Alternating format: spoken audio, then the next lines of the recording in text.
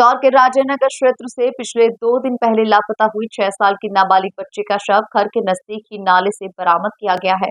Police का कहना है कि प्राथमिक रूप से बच्ची के शरीर पर किसी भी तरह के कोई चोट के निशान नहीं है। फिलहाल पोस्टमार्टम रिपोर्ट के बाद ही कुछ कहा जा सकता है। दरअसल राजेनगर थाना क्षेत्र स्थित बीजलपुर की कॉलोनी से 23 नवंबर के दोपहर से लापता हुई 6 साल की मासूम बच्ची का शव घर के नजदीक ही नाले से बरामद हुआ है। पुलिस का कहना है कि बच्ची घर से खेलने के लिए गार्डन में पहुंची थी और उसके बाद वो नाले तक कैसे पहुंच गई, इसे लेकर जांच पड़ताल की जा रही है। आसपास लगे हुए सीसीटीवी फुटेजेस भी खंगाले गए हैं। बच्ची के आसपास कोई भी नजर नहीं आ रहा। बच्ची अकेली ही नजर आ रही है, लेकिन कई तरह के आरोप सामने आ रहे हैं, जिसे लेकर परिजनों के साथ ही रहवासियों के द्वारा अपना आक्रोश जाहिर करते हुए प्रदर्शन किया गया।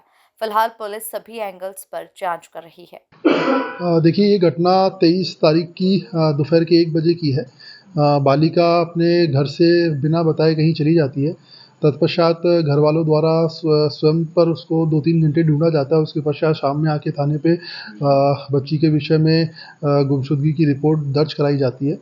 हमारे द्वारा मामले की गंभीरता को देखते हुए हमारे द्वारा इसके अंदर गांधीनगर अनुभाग के तीनों थानों का फोर्स इसमें लगाया गया और विशेष टीमों का गठन किया गया। जो एक टीम ह्यूमन इंटेलिजेंस पे काम करने लगी, दूसरी टीम सीसीटीवी कैमरे की पतासी करने लगी और हमारा साइबर को हमने टेक्निकल एनालिसिस के लिए रखा था। तत्पश्चात जो हमारे द्वारा कॉलोनी के सभी सीसीटीवी फुटेज जब चेक किए गए तो बच्ची जो भी एग्जिट पॉइंट पॉसिबल थे सोसाइटी के, वहाँ से बच्ची का जाना कहीं से भी नहीं पाया गया। तत्पश्चात हमारे द्वारा जो भी व्हीकल उस दरमियान निकले सोसाइटी के बाहर से, सभी व्हीकल को ट्रेस डाउन करके सभी व्हीकल को भी चेक किया गया, लेकिन किसी भी व्हीकल के अंदर संदिग्ध ऐसा हमको कुछ मिला नहीं।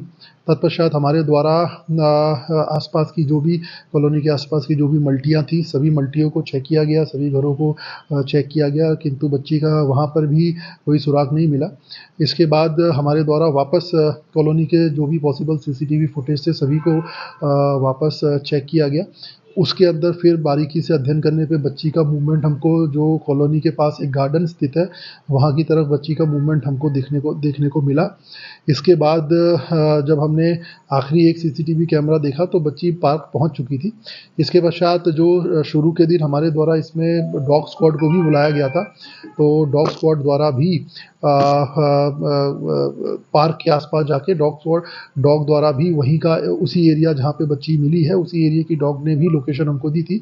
दोनों चीज़ें कोइंसाइड होने के पश्चात और बच्ची का ना तो किसी व्हीकल से कॉलोनी के बाहर जाना प्रतीत होता है, ना ही किसी मल्टी में मिली, तो हमारे द्वारा इसके अंदर तत्पश्चात नगर निगम और एसडीआरएफ की टीम से कल रात्रि संपर्क किया गया और जो तालाब था पार्क से जुड़ा हुआ, उस तालाब की आज सुबह 7 बजे से ही हमारे द्वारा सर्चिंग स्टार्ट करा दी गई थी।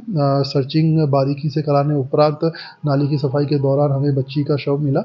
प्राइमा फेसाई हमने वहाँ पे एफएसएल की टीम को भी बुलाया और उसके पश्चात बच्ची का जब शव बाहर निकाला गया तो किसी भी प्रकार की बच्ची के बॉडी पे किसी भी प्रकार की चोट या किसी भी प्रकार का हमला या असॉल्ट, इसके कोई निशान नहीं पाए गए।